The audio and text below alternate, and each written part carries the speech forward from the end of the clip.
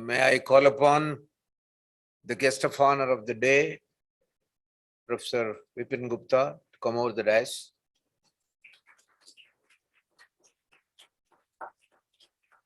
And I also request Bhakti and Pushpa to come from that side.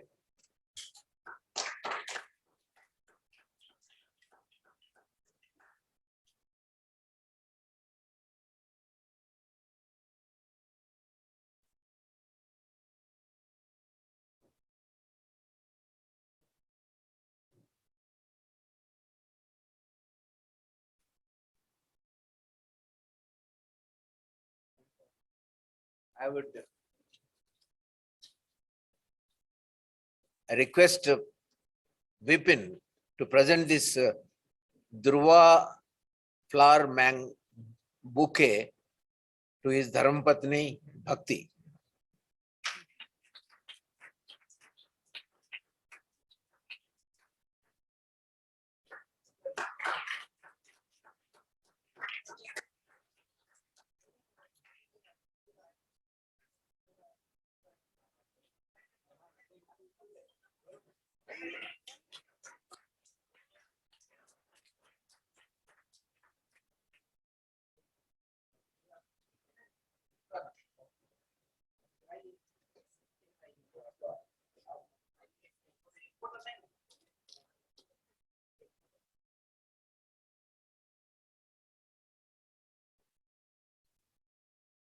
Now may I call upon Professor Prakash to introduce the guest.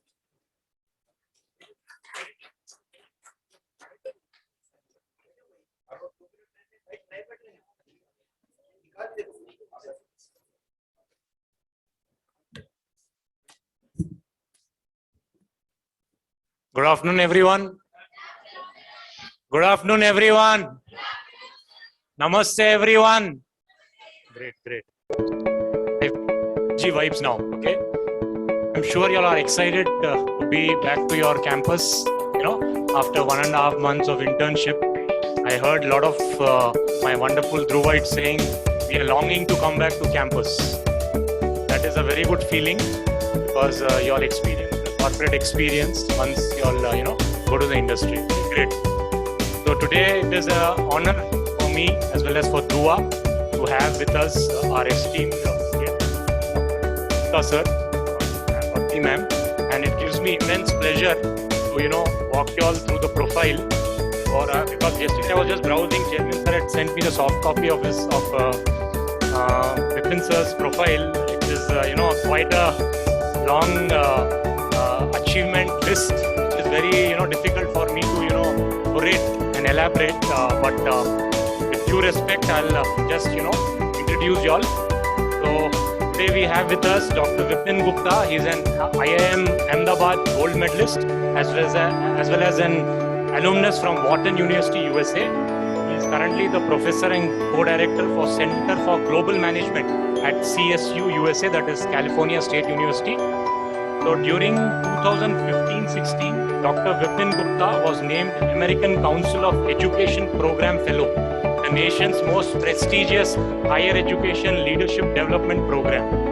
As a fellow, his mentors were President Michael Crow and Provost Mark Searle at Arizona State University and Secretary General Leslie Wilson at European University Association. Before the fellowship year, he served as the Associate Dean, MBA Director and Co-Director of the Center for Global Management, College of Business and Public Administration at the California State University, San Bernardino. Under Dr. Gupta's innovative and visionary leadership, the college embarked on its first strategic plan for global education aimed at being self-sustaining and interdisciplinary, and helping California State University and other state universities get to the same goal. He has led successful launch of the online, blended and international executive MBA programs, revamping the entire traditional MBA and forming College Graduate Student Services Center and MBA Student Leadership Association. He has improved college efficiency, faculty and student collaboration and staff morale, and responsibility, promoting enhanced student success. Dr. Gupta has a PhD from the Wharton School and a postgraduate diploma with gold medal from IIM Ahmedabad. As a Japan Foundation Fellow, he researched abroad at the University of Tokyo. He has been a chair of strategy at Simon's College, a family business fellow at Grand Valley State University, and India program founder at Fordham University. Dr. Gupta has served as a founding board member and principal advisor of Amity University, California. Dr. Gupta is a prolific scholar with 150 plus articles and presentations in 40 plus nations. He is the co-editor of the seminal Globe Book on Culture and Leadership in 62 societies, receiving the Society for Industrial Organizational Psychologists Scott M. Myers Award for Applied Research. Besides 14 books on multinationals in China, organizational transformation, and regional family business models, he has authored textbooks on strategy and on global leadership, offering original thought-provoking perspectives. So I think today we are very fortunate to have with us Dr. Vipin Gupta sir, and I'm sure there will be a lot of takeaway, provided you all make notes, and there will also be a Q&A session. Without further wasting time, I would like Vipin sir to you, sir. Can we have a big round of applause for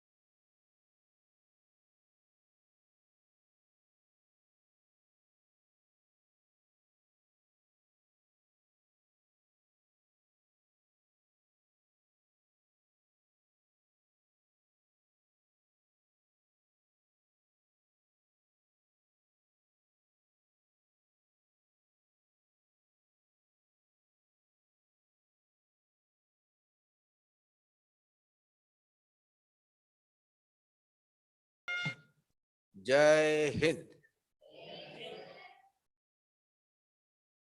Vipin and Bhakti are like divine gifts to me and Pushpa as well as Dhruva. You don't know what his contribution to Dhruva is. Almost 22 years ago, he has given us a research project which is known in 72 countries as GLOBE, Global Leadership and Organizational Behavior Effectiveness. It was simultaneously done in 72 countries under the guidance of Robert House and Vipin Gupta. It is a Wharton project, and you cannot imagine how it was given to us. We are so fortunate to have been associated with Vipin. Vipin has given us 2 states in India. One is Karnataka, the other one is Andhra Pradesh. Then we didn't have wherewithal to carry on research in Karnataka, and we requested him to be confined only with Andhra Pradesh. And with his guidance, with his research input, with his hand-holding, we could interview about 54 to 56 CEOs in those days. Not only that, Vipin has been visiting us every time he is in India, and while in America also, he has done so much yeoman service to Dhruva. And you can imagine, out of 56 CEOs we have interviewed, he has guided us to produce about 6 to 7 case studies. And one such case study on Yaga Consultancy, Reserve Bank Governor Y.V. Reddy's younger brother Y.R.K. Reddy, that was rewarded as the best case study in IIM Indore. And I tell you, in those days, we don't know who she is. She came just like that. And Manjula Kolano of Times of India, she interviewed us, and she has claimed that it is unheard of in the annals of the history of any management school in the country what we did at Dhruva. Just because of Vipin, we got this accolade, and we owe a debt of gratitude to Dhruva, what I call Vipin Gupta, and of course his Dharmapatni Bhakti. They are like our children, and it is God's gift, God's will that they are with us. Thank you.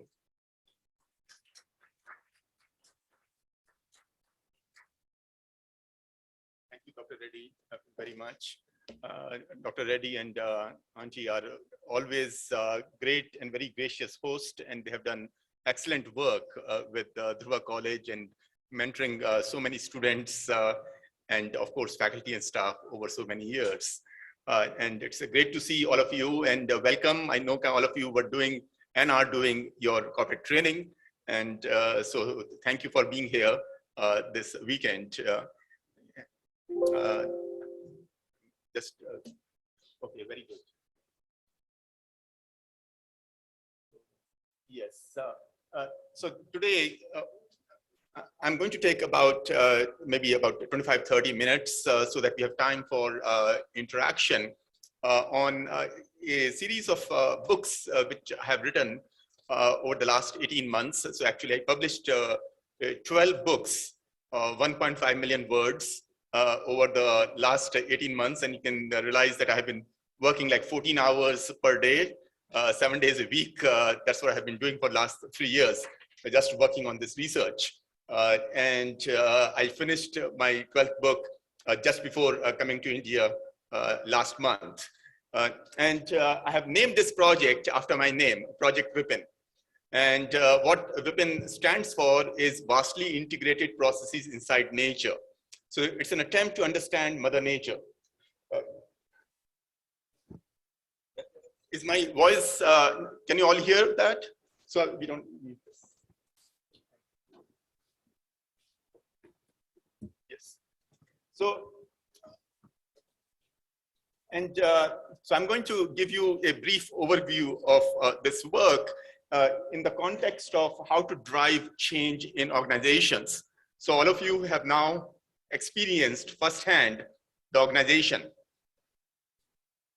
And we know that from a metaphysical perspective, each one of us is also an organization because we are an organism, right? So from biological standpoint, we are also an organization of cells.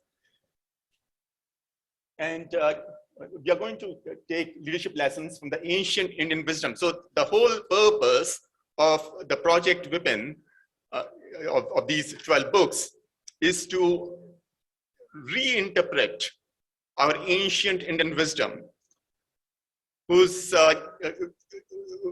understanding has got lost over the years. Because see, what happens is that these works have been written in original language, in Sanskrit, where the people who spoke about that had certain intentions, and they got translated so many times, and therefore those intended meanings of those words, those concepts have lost over the years. And so each one of us is consuming derived meanings, which a lot of people have translated, and therefore we'll see whether they are in sync with the reality of Mother Nature or not.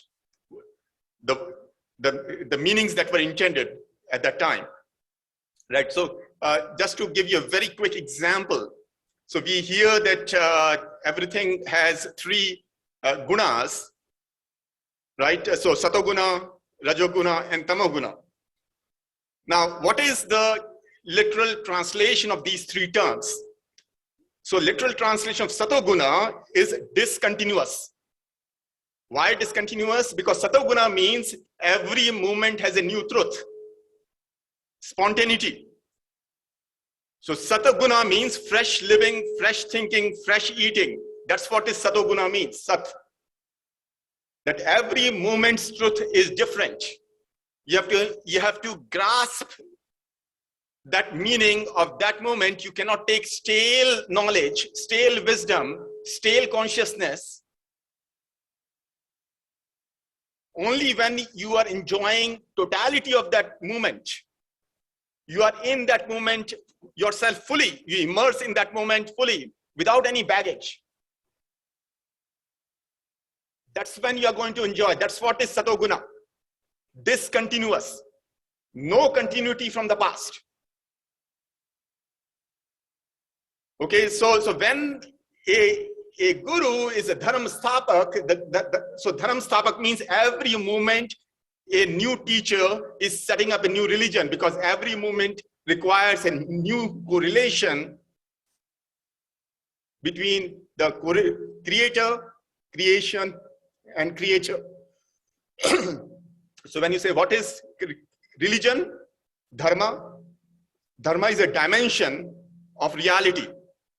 And the dimension of reality, the dimension is dharma. Let the literal translation, dimension, and dimension changes every moment. What Mother Nature reality is at this moment is not the reality in the next moment. Mother Nature is dynamic. She's never inertial. She's always fresh. Right?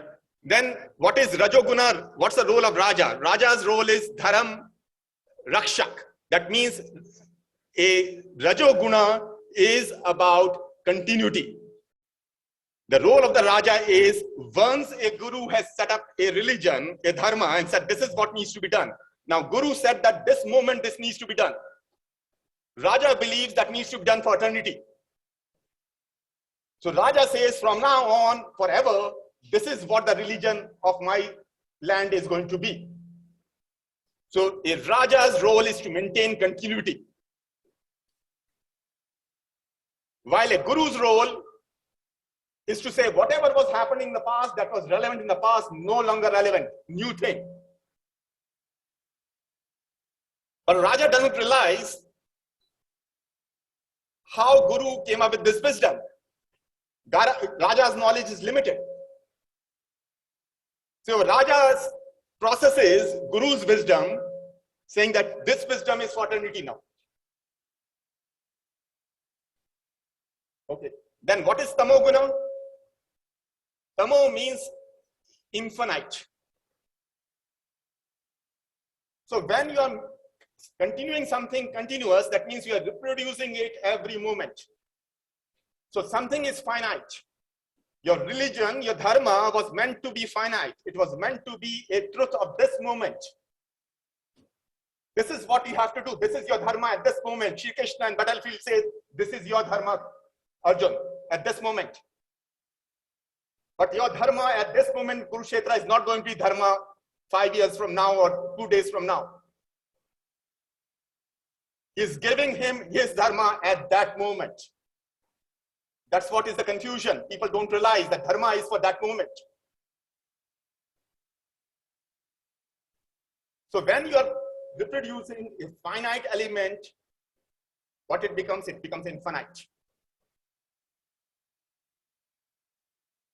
So those are three translations. Now, these three translations, you have to go deep into the research into Indian wisdom in trying to understand that these are three meanings of these three terms.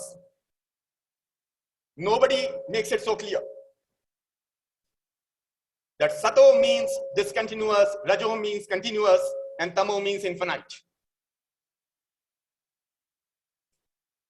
Unless we know this, we can keep on talking about what these gunas are, but unless we have that clarity, a fundamental clarity of what these terms are, we cannot live our life in a meaningful way. Okay. So that's where there's a need for drive change in the organization. Because if you were living by Satoguna, discontinuous, every moment a new moment, then you don't need to drive change. because you are moving with time. You're in sync with the time. When you're in sync with the time, you don't need to change. You're already dynamic, like Mother Nature. You don't need to become inertial. Right? So, now, in Advaita, Shankaracharya, he's a very important person in India, and a lot of people say why Buddhism is not there in India anymore, even though Buddhism originated in India. And the reason Buddhism is not there is because Shankaracharya stopped the conversion of all Hindu teachers into Buddhist, and he converted them back into the Indian way of working and thinking and living. So the Shankaracharya's philosophy is Advaita. Okay, what is Advaita? A lot of people say Advaita means non-duality. Dvaita is duality. Advaita means non-duality. But actually, Advaita means creator. So what Advaita Vedanta of Shankaracharya is all about is that we are the creator of the reality. If we are the creator of the creation, then there's no duality between the creator and the creation. What we create, the reality that we create through our belief system, through our work, and then we enjoy as a creature. So we are the creator, we create our creation, that creation is us, a superimposed reality. That we are a father, we are a mother, we are a brother, we are a sister, we are a leader. That's a created reality. That's not the reality that you were born with or that you had before you took birth. So before you took birth, you created your reality. And therefore you became a creation of that reality that you created before you took birth as a human being. And you created a reality, a creation which has multiple relationships, a universe of relationships that define you. And define you as a creator, because as a creator, you're enjoying and managing those relationships. So that's why dharma is a correlation among these three. But all those three are your realities, which you project onto other things. So you may create that reality yourself, but you may create, suppose I've created this presentation. So what I've done, I've transferred my consciousness to this presentation. Right? So I may have created house, I may have created other things. So whatever we create, we transfer our consciousness. So when we say Atma, Atma is our consciousness, the soul is our consciousness that is diffused in various creations that we have done.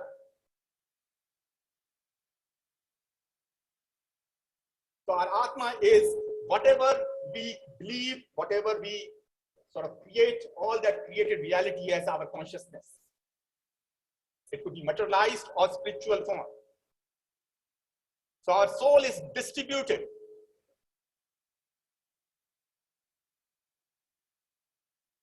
Right? So our reality is distributed, and then, okay, so when we say Brahma Satya Jagan Mithya, that means doctrine of divine truth. Okay, so that's what it means, doctrine of divine truth. Yes.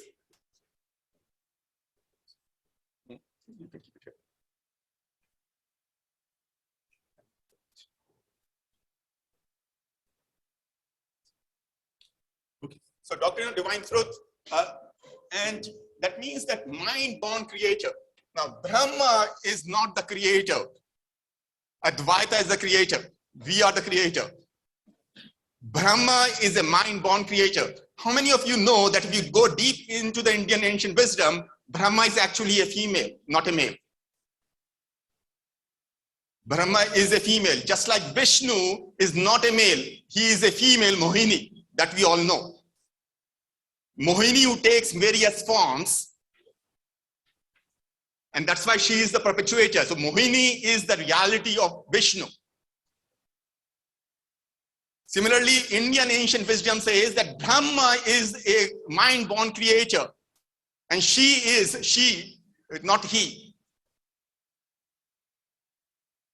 Okay, so it's she. India has been a masculine country, and that's why we have masculinized all the realities. We have masculinized the Mother Nature's reality. Okay, so Brahma is a mind-born creator. She consumes the truth of the moment within our mind to produce a desire for enjoying that moment for the eternity. Okay, why? Because truth of the moment is that we are alive. We are animate. We want to become immortal. So our mind-born creator says that if we are alive in this moment, then if we can reproduce this moment for eternity, that means that we'll be alive forever. That's what is programmed within our mind. So that's what Brahma believes within our mind. Okay, so that creates illusionary production of it as divine. Okay, so the truth of the moment, truth of the moment is what? It's an element of time. That's a Kal. So divine and Kal are the same. Divine and the time is the same. Because what is divine? Divine is something that you consciously determine. So consciously determination of the reality that you want. Okay. So organization fulfills the goal of reproducing the past to profit from its known reality. That's the role of the organization.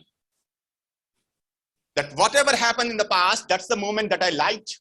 I was alive. I know about that moment. And if I can reproduce that, then I can tell everybody that how you can be alive and doing the same thing. I can profit from that. I can profit from being alive. I can profit from being animate and vibrant and healthy. Okay, so metaphysically, the profit is just the square of the past. Okay, so then past is from 1 to 9, past is 9 because 9 ends the digits. And profit is 81, 9 times 9, 81. So you can create energy values, you can quantify energy values of each of the terms. So labha is 81, just like your past is 9. Okay, so known reality. So when the organizer, okay, so now you have organization, but you have organizer. Who is the organizer? Literal translation in Hindi of organizer is Prabhu. Prabhu means organizer. Okay. In Chinese, organizer means yang. Yin means organizable. Okay, so organizer is Prabhu. Okay, so you can become Prabhu, but a Prabhu profits from the known reality. Known reality is called Rachitartha, which is also the same as Prabhu. It's the same, known reality, energy value is same. Actually, it's 1600. So Prabhu is also energy value 1600, known reality 1600. Okay. In the present, present means Param, ya ab, ya absolute, Param. Okay, what is Param? Param is actually dark matter. In science, people are still looking for what's the dark matter because that's the absolute. Okay. And everyone becomes organizable. Why? Because if organizer is profiting, then everybody says, organize me so that I can get a pie of that profit. I can get a pie of that profit. Okay. In the future, by making the potential normative like you, okay, their potential normative like you, because they want to also become Prabhu, omnipotent like Prabhu. So each one of us want to become omnipotent by devoting to various deities and others and saying that give me all the power so that whatever I wish, it gets immediately fulfilled. I want to become omnipotent. Okay, those who don't want to worship, they say, okay, just like Ravana or anybody else, that let me kind of attack everybody and let me get all the power so that I can fulfill all my wishes. Okay, so when everybody reproduces your known reality, they profit, you suffer loss. Therefore, loss, energy value is same as profit. Your profit, their profit is your loss. So you have become Prabhu, you have become omnipotent, but now everybody wants to become omnipotent. So what happens? You experience entropy. Not everybody can be omnipotent. Okay, so you decided to become a Prabhu. Everybody starts following you. And as a result, your energy starts going down, because if you are sharing your energy with to fulfill everybody's goals, then what happens to you? You lose. Okay, so the future, Anagata, Pi, they are all energy value is 0. Okay, so future is 0. That's why kind of in science we talk about the thermodynamic entropy, that over time everything becomes 0. Shunya. Why? Because everybody wants a pie. All of you have learned economics. If everybody gets equal profits, how much profit they get? So value of pi is 0.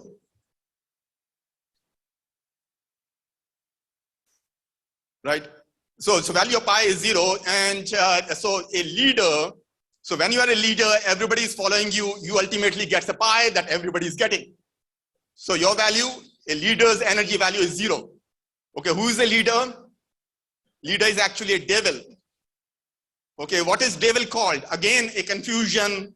Nobody in Indian wisdom, people translate it incorrectly. A devil is called Sur, not Asur. Sur. Why Sur? A devil means a concordant factor, somebody who's observing like Raja. Whatever the Praja is doing. Because Raja, if you are just observing, what is your energy? 0. You're doing nothing. So king of deities, who is king of deities?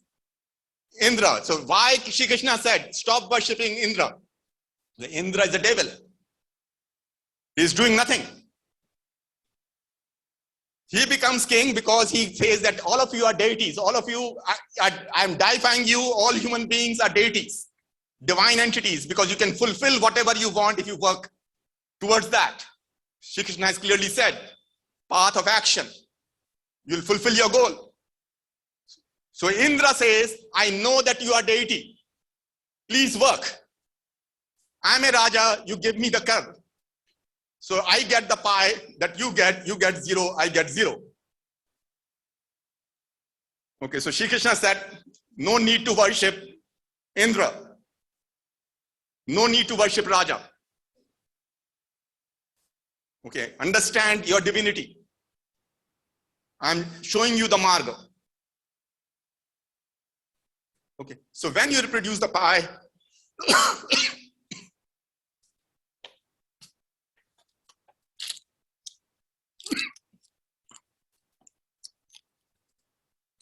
it's okay.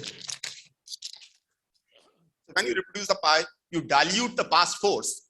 Okay, the past force is known as Vamana. Vaman avatar. Vaman means is dwarf. So past force is dwarf until you reproduce it and you make it big. And then it covers all lokas. So when the past force feet, you make it large, it covers all lokas, past, present, and future. The past force becomes the present because you are producing it in the present, and that becomes the future because you are producing it again. Okay, so it's all given in Indian wisdom, but we don't understand because people have not translated that wisdom appropriately. They have not provided scientific understanding of those elements. Okay, so then what happens? You dilute your past force. Okay, what is past force? Actually, its energy value is 22. Okay, so why 22?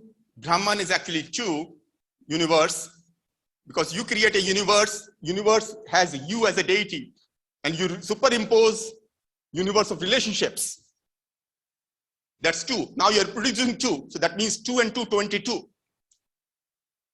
What is your reality? Your reality is a goalkeeper. Who is a goalkeeper? Anybody who can translate goalkeeper in Hindi or Sanskrit, Shiv. Literal translation of goalkeeper is Shiv. Literal translation of goal, Mahashiv. Why? Because anything that transcends Shiv is Mahashiv. What transcends a goalkeeper? Goal. Okay, so what's the energy value of Shiv?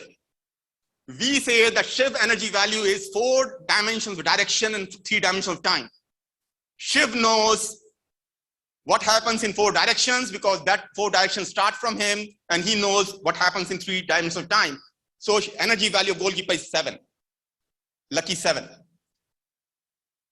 22 divided by 7 is what? Pi. So when you square a pi is 0. When you square a pi, it becomes a square pi, which is 0, which is pi, pi.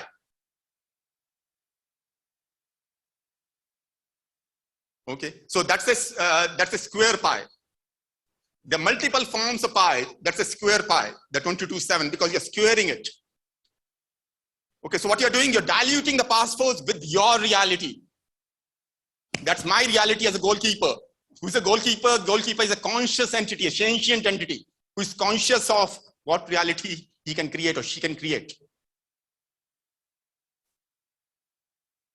So the present is the known reality. Why it's a known reality? Because Prabhu is doing what? Prabhu is just reproducing the past force, the past reality.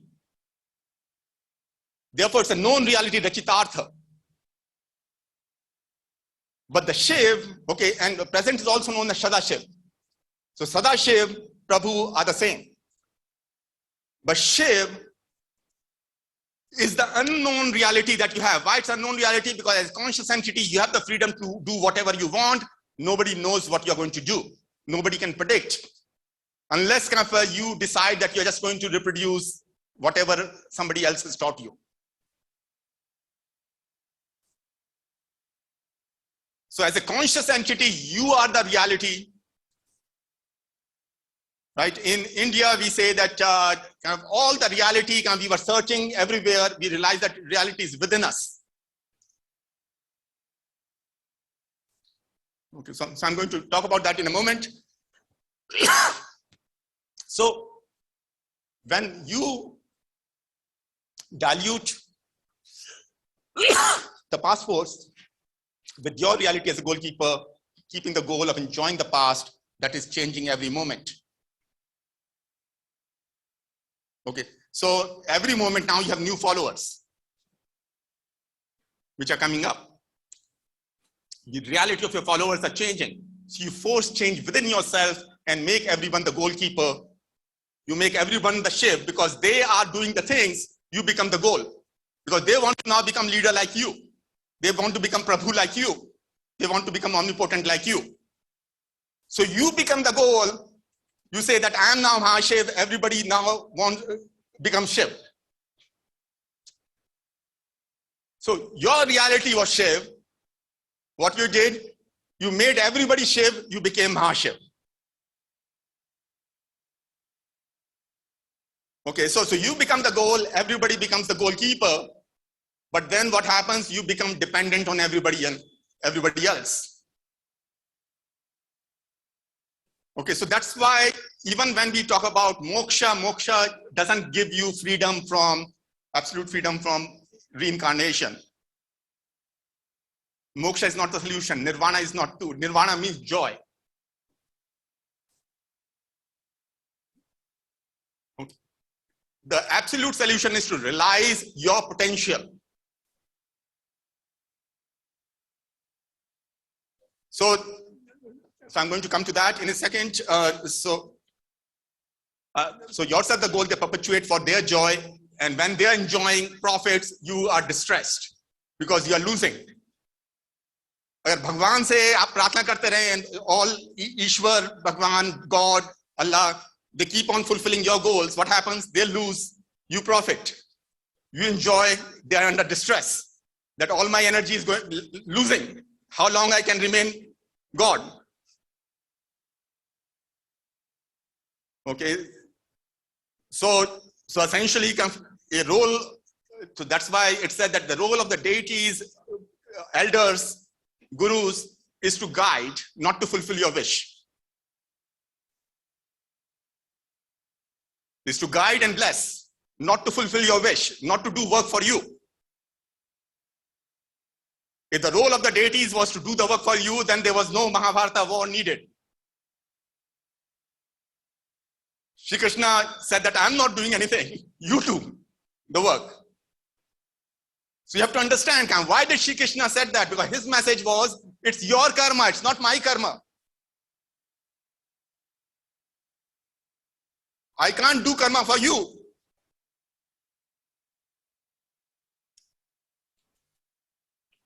So Project Vipin shows that how modern science is only beginning to catch with the ancient wisdom of India. Yeah. Okay, sorry. Yeah. I'm sorry, it was too loud. So it classifies the challenges into 12 domains: social, human, ecological, economic, national, and psychological. Then global, unique, inclusion, diversity, engagement, and responsibility. Okay, so this is, you can see Shini. Now, and that is Guider, G-U-I-D-E-R. What is Guider? Guider means Margdarsha Guru.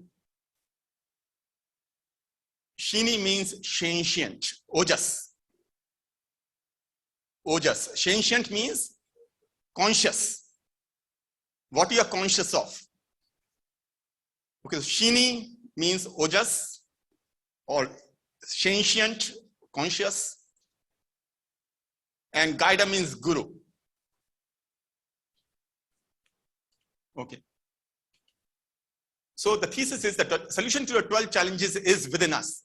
We need to become conscious of the potential we have as a creature. We need to blossom our potential into the guider, guiding us to be the creator, creating a creation free of these challenges. Okay, so if we are creating our relationships, if we become entangled in those relationships, then we create the challenge of socially managing those relationships.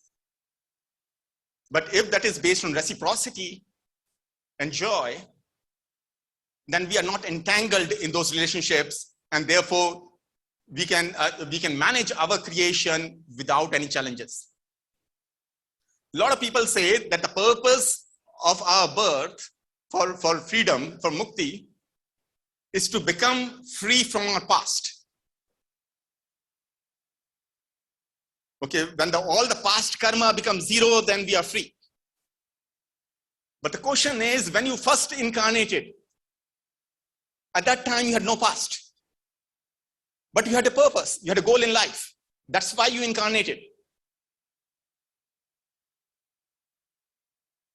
So you cannot be free of life by just cutting out your past.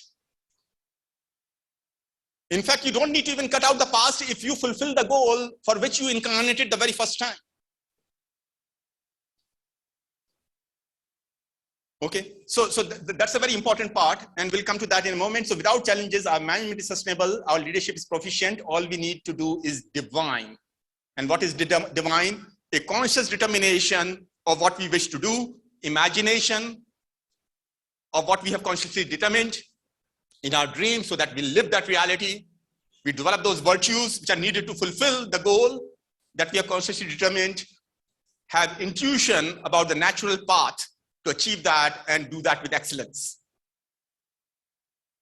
Okay, so that's what they divine. Okay, so, sorry. Okay, so what is the sense of Project Vipin? It sequentially investigates each of these challenges and translate the key constructs and quantify energy values. Okay, so why Project Vipin? So this is important. There are two truths, two doctrines in the universe. One truth is called doctrine of immanence. Doctrine of immanence says that whatever is the reality, whatever we need, it's within us. So the potential of everything is within us. Okay, in India, we hear a lot of things. I went here and there and this, I did that. I went to this guru and I read this, and ultimately I realized that I need to do introspection. It is within me. Okay, so we say that all of us are copies of Shiva. Just like in Christianity, we say that everybody is an image of God. Ishwar ka chitra hai sab. We say that we are all copies of Shiva. Okay, so if we are copies of Shiva, the question becomes that would Shiva make a copy without the potential of Shiva? Is Shiva so weak? Okay, is God so weak that his copy, his image will not have the same potential as Shiva or God? So that's the question, right? So each one of us, our ancient wisdom says, has the potential to be Shiv. And actually there's a more beautiful thing than that, because we already discussed Shiv is goalkeeper, then there's a problem of goalkeeper, Shiv and Mahashiv. Shri Krishna has come and Shri Krishna said that actually everything is me. He has himself said that. It's in Gita, we have document of that, where he's saying that whatever dies, whatever this, that's all illusion, because everything is me only. Even Shiv is me. Mahashiv is me too. Then there's no duality. So each one of us has the potential to be Shri Krishna. We need to activate that potential within us. If we activate that potential, then there is no difference between you and Shri Krishna. That's the beauty of Indian wisdom, that it says that sky is the limit. That's your potential. Right? And doctrine of emanation. Doctrine of emanation is that present of everything is without us. Okay, so doctrine of immanence is the Eastern religions, Eastern belief system. China, India, all of them believe that everything is within us. Doctrine of emanation is the Western belief system. They say that God has created us, everything is without us. We are zero without God. So if we are zero without God and God has created the creation, then what happens to energy? Energy is always conserved. Because God has already created whatever energy exists. Therefore, energy is always conserved. So whatever science laws we know, they are all based on doctrine of emanation. So whatever science we are teaching you and we have learned, that's all Western belief system. So if you believe in science, that means you already become Christian. You already become Jew. You are no longer a Hindu.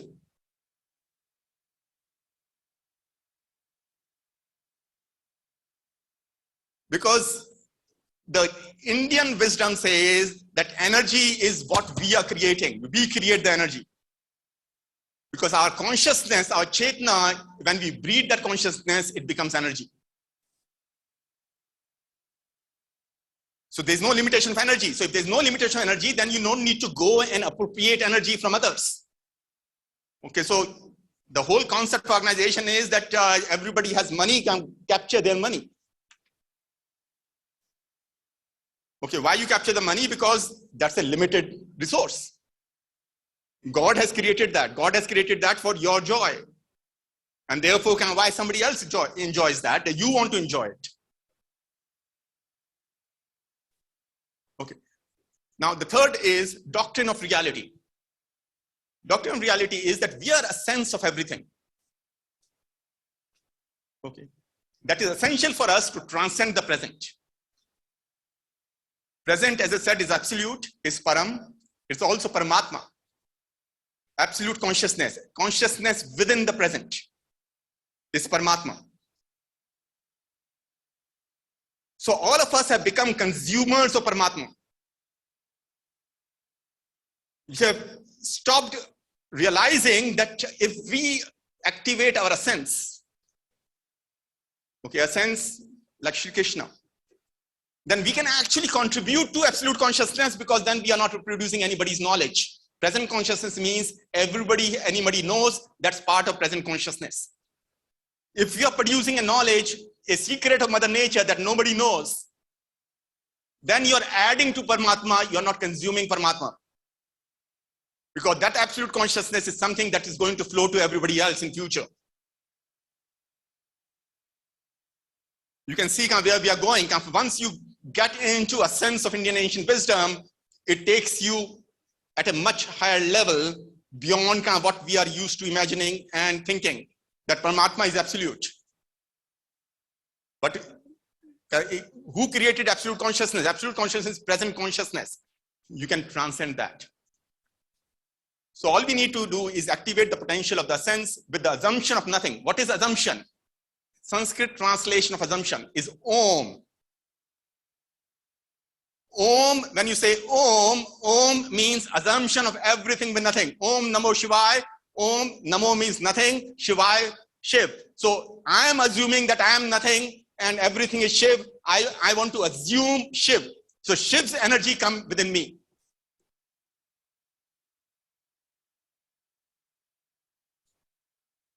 Okay, that's what Om means. So how do we activate the potential of a sense? With the assumption of nothing but the reality of the thing that matters for us, for our joy. What is reality? Shiv is the reality goalkeeper. In Christianity, Shiv is known as John. Okay, in different religions, he is known by different names. So don't assume that I'm sort of promoting Hinduism, but I'm focused on ancient Indian wisdom. Okay, so nothing but the reality of the thing that matters for us. Thing means Vastu, that matters for us. That's what is matter, to fulfill the goal of our life conceived in the past when we decide to incarnate as a human being. Okay, so that's what we need to do to get absolute realization. It's a very simple mantra. Okay, so it is widely believed that the universe is composed of 5 elements: fire, water, air, earth, and ether. The question is that what are these elements made of? Okay, so the very first thing is we have to understand what is ether. Ether is translated as Akash. But what is Akash? Akash is reproduction, prajanan, a pure reproduction, even Shuddha. So why? Because you cannot create everything with only 5 elements unless one of those elements is the reproduction of other 4 elements. So that you are reproducing different things in different forms of these 4. Different proportions of these 4. It's a very simple science. That ether means reproduction. Now, to have reproduction, what you need? You need something to be reproductive. You need to reproduce something for creating reproduction. What is reproductive? Reproductive is Guru, guider. Why Guru is reproductive? Because Guru's wisdom is reproductive. Whatever Guru has taught you, you can reproduce that, and that's what you try to do. Okay, I said that wisdom was meant for that moment, but you want to reproduce that again and again, and then you realize that no, it's not in sync. So that reproductive element causes decay in these 5 elements. Okay, so not 5 elements, the 3 elements. What are 3 elements? Ojas, the Shini, the conscious element. So what I'm conscious of right now, if I reproduce that, then my ability to be conscious of present decays. Because I'm now carrying a baggage of my consciousness. So that Chetna, the Atma, is now carrying with me, and therefore I'm no longer able to be conscious of the entirety of the present moment. So consciousness is a baggage that we have accumulated because we were not happy just being conscious. Okay, we said that if you're dynamic like Mother Nature, we want to be supernatural. Okay, instead of being natural and move with Mother Nature, we want to be supernatural. Therefore, stop here. Let Mother Nature continue. And I'm going to impose my supernaturality over this. So I become Prabhu. So when we say Prabhu, essentially these are the individuals who developed themselves in the past and reached that energy level.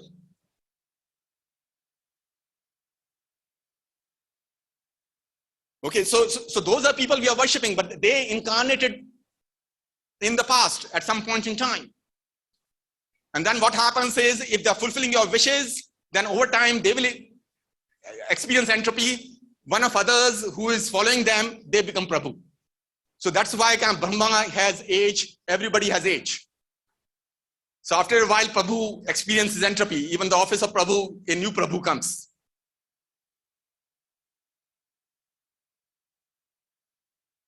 Okay. So if you don't want to be in that cycle, then you need to realize that the divine is a mood. Okay, so conscious determination. That every moment you can consciously determine a new thing. Okay, so Kal, time. Gaia is a wisdom that makes the light of the divine reproductive as a function of space. And Shini is the sentient that self-perpetuates the potential of the real to be unreal. As a function of causation, we produce and enjoy infinite realities. Why? Because real is the present moment. What is unreal? You decided to become you desire that present moment will continue forever. It will become infinite. Because you started enjoying the present moment because you are alive in that moment. You fear death.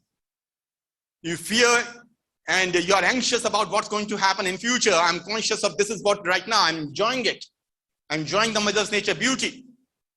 I don't know whether that beauty is going to remain in future or not, and therefore I become anxious. कल क्या होगा? तो कहते हैं आज से हुज्जत, अब से हुज्जत, है से हुज्जत, नहीं की तलाश, है से हुज्जत, नहीं की तलाश, इसीलिए रहते हैं लोग उदास. Right. So what is present? You don't. That present is dynamic, right? It's changing every moment, and therefore kind of. So these are key concepts. Let me focus on one or two other things, and then I will stop, and we can have conversations. So how 3 elements create 5 elements? So Shini fires the imagination. This is the thermonic fire. So it fires the imagination of the paraconscious with the force of our potential. So we are conscious of something. Our potential says that whatever we are conscious of, reality is something different, something more than that. So if something more than that, that means that it's paraconscious. So whatever we are conscious, paraconscious means that paraconscious will have future and the past. Conscious is about present. So अभी का हम देख रहे हैं, लेकिन हम सोच रहे हैं कि कल ये था, परसों ये होगा. We are not able to enjoy where we are right now, right? So our potential fires the imagination. Shini force. What is Shini force? Shini force, sentient force, is actually consciousness. That's what is Atma, Soham. Okay, what is the energy value of consciousness? It's 4. Why? It's the 4 dimensions of direction. Atma is 4. Okay, that's the creator deity. Param Brahma is actually 4. Param Vishnu is 5. Okay, so that's the perpetuator. So because that 4 dimensions is being perpetuated at present, so that's why the God or Param Vishnu becomes 5. Okay, so Shini force makes a paraconscious effect reproductive. Okay, what is paraconscious effect? Paraconscious effect, ancient wisdom says, is actually apus, which is sentient light force, which is water. In physics, what's the definition of water? It's a universe of photons. Okay, in chemistry, the definition of water is H2O. Okay, so consciousness is actually hydrogen. Water element is hydrogen. Water force, water effect. So water effect, Jal Prana, is the term which is used in Sanskrit. Jal Prana. Jal Prana means water effect. The consciousness within water. And that is 4. Okay, so sentient, so water effect is 4, but the sentient light force, that's the water, Jal, apus. Okay, so and that's also spirit kingdom. Okay, so the energy value of spirit kingdom, spiritual kingdom is same, 169. So 13 times 13, 13 is luminous. Mahakal is 13. Okay, so but Shini force makes the paraconscious effect reproductive, flowing virtually like the water. So it's a virtual water. Divine transforms the squared Shini force. Squared Shini force means H2, hydrogen squared. Shini force, hydrogen. H2 into the air. What is the air? Oxygen. So H2 is converted into water. So H2O. What is H2O? Chemistry says that's water. So it's not H2O, it's a H being squared and H2 being converted into oxygen. That's what is water. Okay, so you can see that how our ancient wisdom helps us go much beyond what scientists know. Okay, air that fuels the fire. So air is oxygen. And as I said, consciousness, Shini force is hydrogen, Jal Prana. Okay. The fuel materializes, fuel is oxygen, oxygen oxidizes, fuels. It materializes the square as the space. So Chakor is Asita. Asita is one of the name of Shani. Shani is the space. Asita form of Shani is the space. Vas, Ka. And the energy value of space is 18,000. And in many religions, even in Islam, they say 18,000 something is the key that has all the potential. That's the space. Where the space created, it creates in the mind. It's a mental space, which we reproduce as the physical space. Asita, it's a tree of life. Okay. So the square is a space for cooling the fire into the earth. Earth is Bu. The heat within the earth produces an illusion of the reproduction, ether, that intensifies the heat until entropy of the earth. Okay, the entropy comprises an octave of elements. What is octave of elements? Octave of elements is 3 elements decay, become an octave of elements. Octave means 8 elements. So 3 decay into 8. Why? Because 5 is the Paramvishnu, that's a perpetuator element. So 5 elements plus 3 elements become octave elements. So 5 elements are created when the 3 decay. And they are created as part of these octave of elements, which is a thermodynamic force, Rodha. Okay, the energy value of that is 1. Within the Shini force of the present. Okay, so consciousness of the present, an octave of elements got created. Okay, so I'm just going to show you photographs of the books. So in these books, there is no reference, but each word, each concept has energy value. Okay, so there are, so I have a dictionary of 150,000 words, and each one of them, the energy value ranges from 1,000, minus 1,000 power 1024 to plus 1,000 power 1024. Okay, so you can see these are 4 books. So, okay, so a lot of say, who am I? I is actually Mother Nature,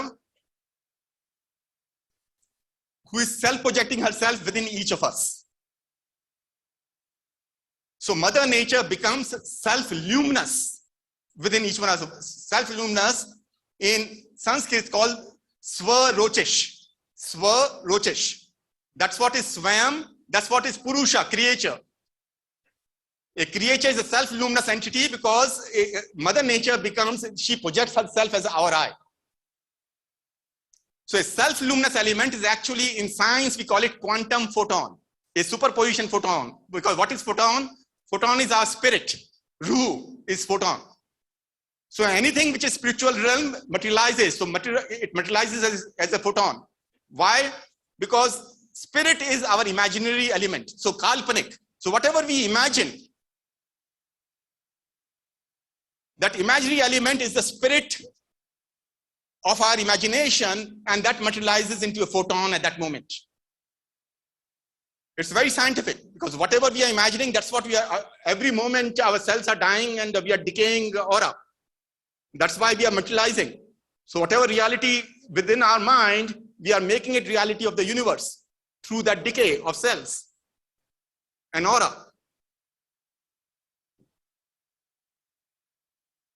Okay. Mahakali is quantum light. That's 13. It's called Rochish. Okay, solar universe is also quantum light. Surya Mandal. So quantum light. Okay, so quantum light, so creature is attracted towards the divine energy that we are repelling. What is divine energy? So divine is conscious determination of what I want to do. It creates an energy, and therefore I'm repelled towards that divine energy. That divine energy is something which I planned, my organization planning in the past. I'm attracted to that divine energy, that it will help me get fulfilled because I diffuse that to my followers by playing the role of a Prabhu. So I diffuse my energy to others. I'm educating you that this is how things need to be done. I don't do anything. हम ज्ञान बांटते फिरते हैं, अपने आप कुछ नहीं करते हैं. ये कर लो, वो कर लो. अपनी लाइफ है ना, सबकी प्रॉब्लम में है, दूसरों के लिए बहुत सोल्यूशन है हमारे पास. So that is our divine energy. We are consciously determining that this will be our solution. So later on, that divine energy is among various followers. We attract them because that is our energy. Okay. And then all that consciousness, I said that is all I am. Okay. I am is the fire force that we have diffused in terms of our consciousness in whatever we have created over life. And who is the God? We are the God. We are the Ishwar of that consciousness that we have diffused. So there is no other God. There is no other Ishwar. We are the Ishwar. And I already started by saying that Sri Krishna has made it very clear. And even our belief system is very clear that we are all copies of Shiva, we are all image of God.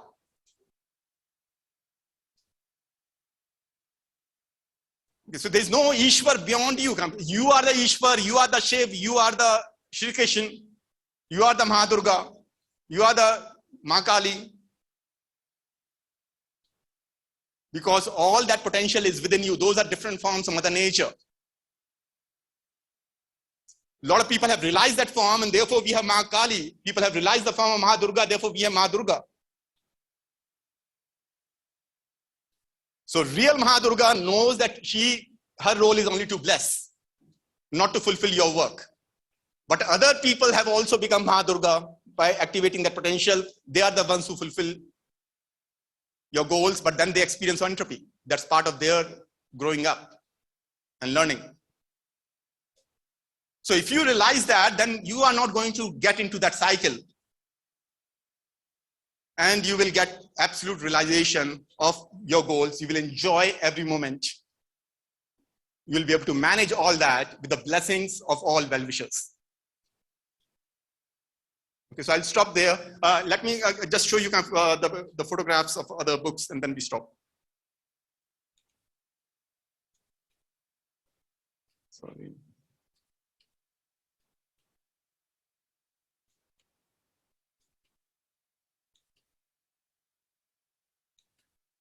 Okay, so these are next. What is consciousness? Chetna, Parachetna.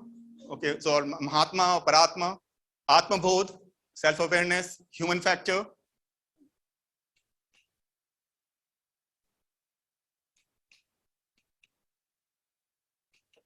And then finally,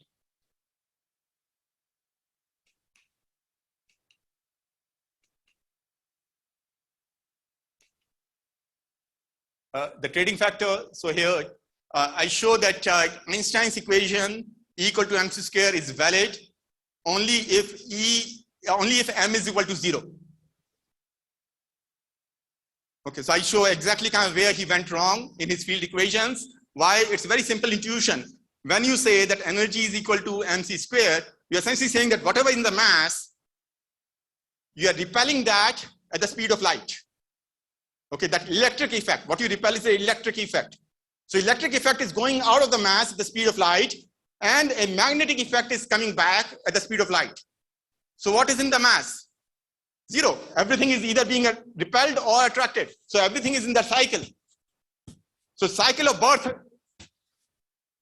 life and death. Okay, so everything is in that cycle. Here, nothing is left. So that's why all validations, even though people say that Einstein equations have always been validated, when you read them carefully, they always say that there was an error, that they're still trying to resolve. Okay, so when we make somebody God, Einstein has become a God, we say that earlier Newton was God. Okay, why we make people God? Because that's the superior. That's how Western world remains always at the superior. That no Indian can ever beat Einstein. He is God. So you are definitely inferior. Hinduism is definitely inferior. Christianity is definitely inferior because he was Jew. So if you realize that only Jews can give this best knowledge, then of course you need to realize that whatever your religion is teaching you, whatever you're being learning, that needs change.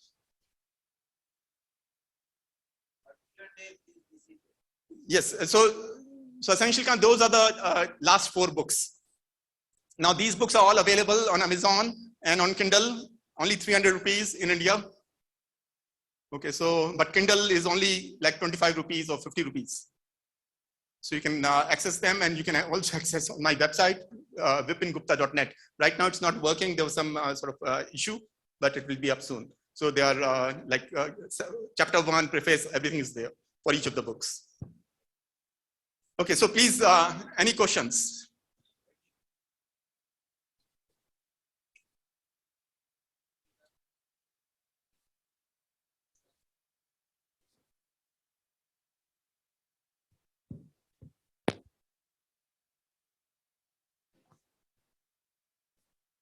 Hello, sir. This is Govardhan. Yes.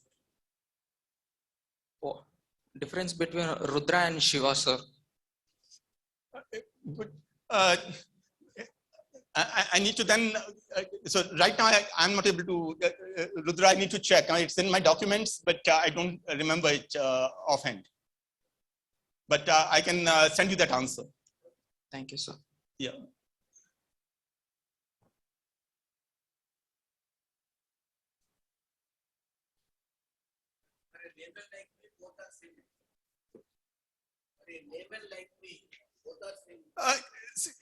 We can call them synonymous, but they are different, just like Mother Nature. Everything is Mother Nature. Right? So when Shri Krishna says everything is Shri Krishna, who thinks that you have died or that person is alive, it's all mithya. Okay, but the discriminating consciousness is that you have that potential. So Shiv and Rudra has to have potential to be the same, but they are not the same. They are the different realities of a conscious entity. They are different realities of Shiv.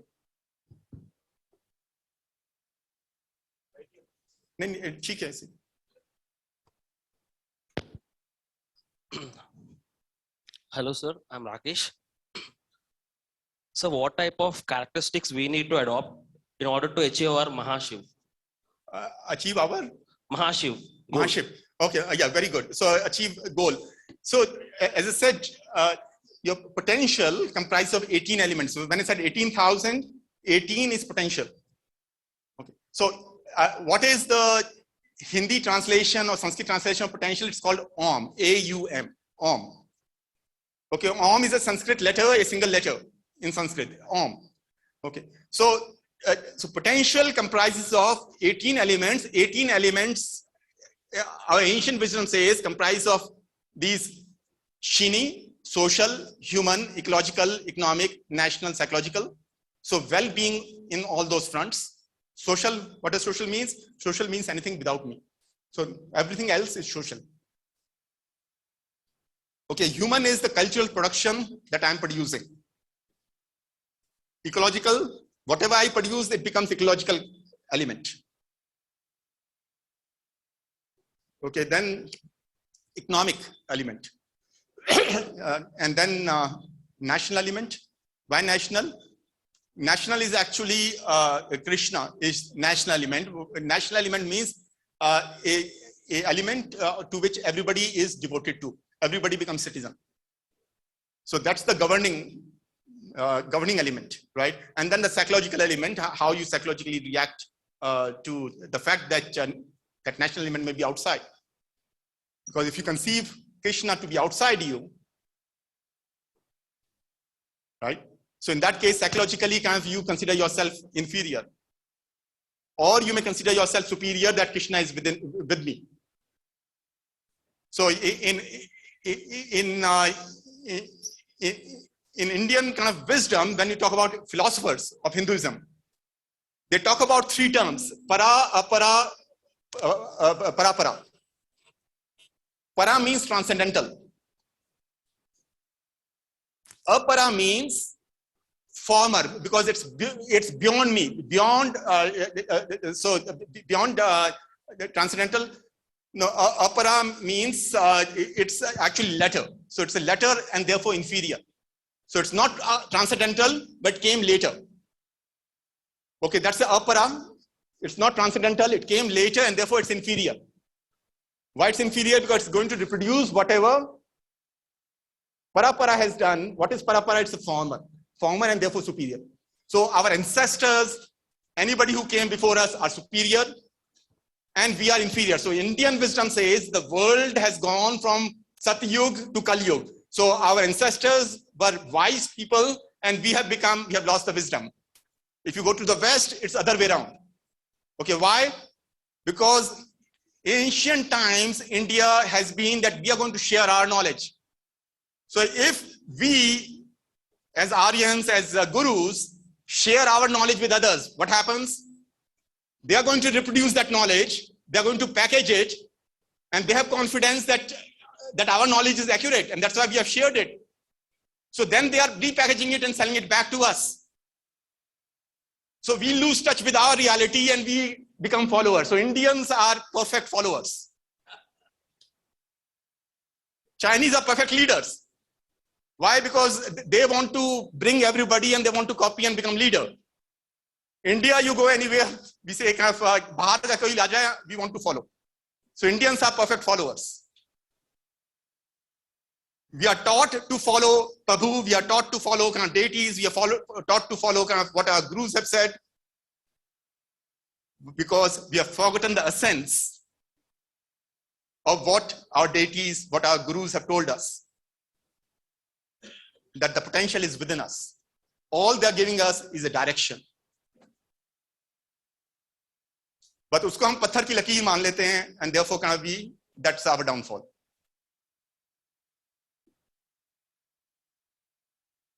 Okay, so we don't realize that they are giving us gold and we make that dust.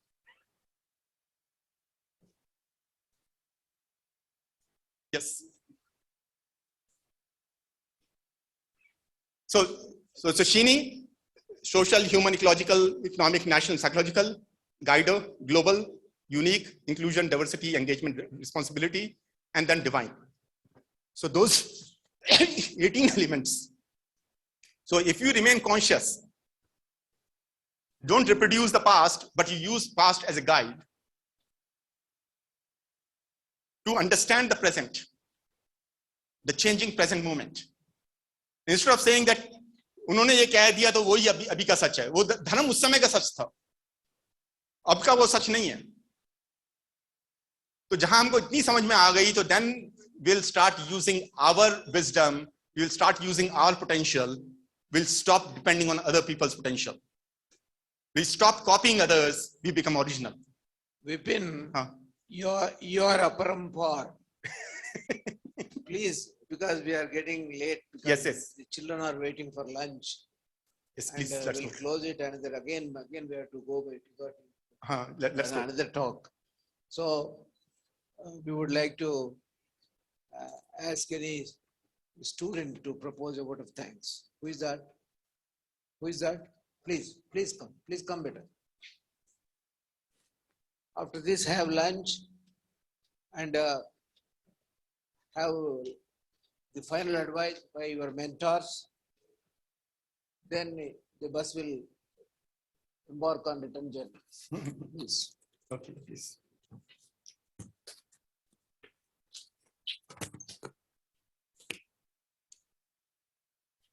I, Bhagyashree, on behalf of Dhruva College of Management, would like to express my gratitude to Professor Vipin Gupta Garu for his session on Project Vipin. Thank you, sir, for giving us the understanding of our ancient Indian wisdom.